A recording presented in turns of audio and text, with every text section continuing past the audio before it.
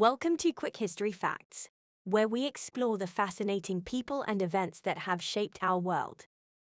Have you ever wondered, what was the relationship like between Henry VIII's two daughters, Mary and Elizabeth?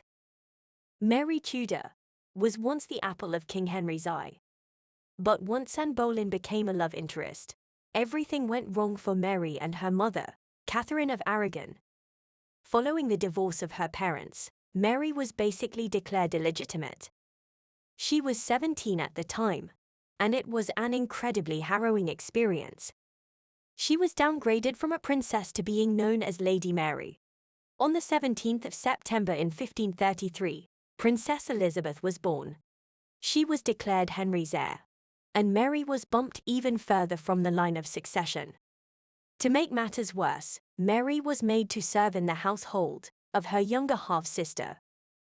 One might have expected Mary to feel some animosity towards her baby sister, but this wasn't the case at all. It was said that Mary was quite maternal, and she liked the baby princess.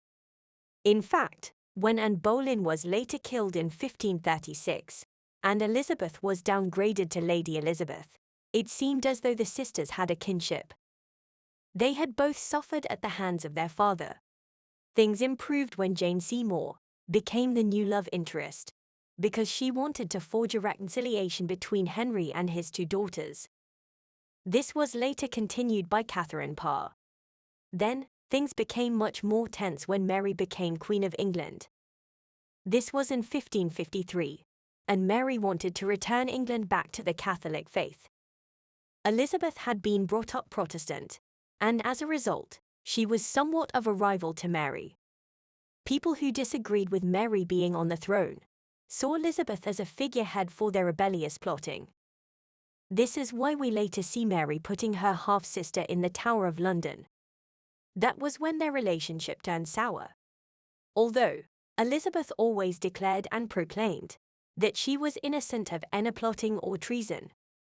Elizabeth was later released, but Mary was always incredibly wary of her half-sister. This made it very difficult for them to have a successful relationship. Although they had been close when they were younger, now that Mary was queen and Elizabeth was her heir, this made it very difficult to have any relationship. The sisters did share a bond, but due to the very nature of who they were and who their father was, they were always going to be pitted against each other, especially because they had different faiths. When Mary died in 1558, Elizabeth succeeded her as the Queen of England. Elizabeth's ascent to the throne was greeted with widespread popular support. She promised a more moderate religious policy that would attempt to reconcile the Catholic and Protestant faiths.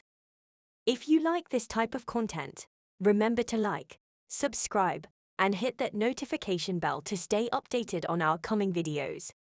Thank you for watching.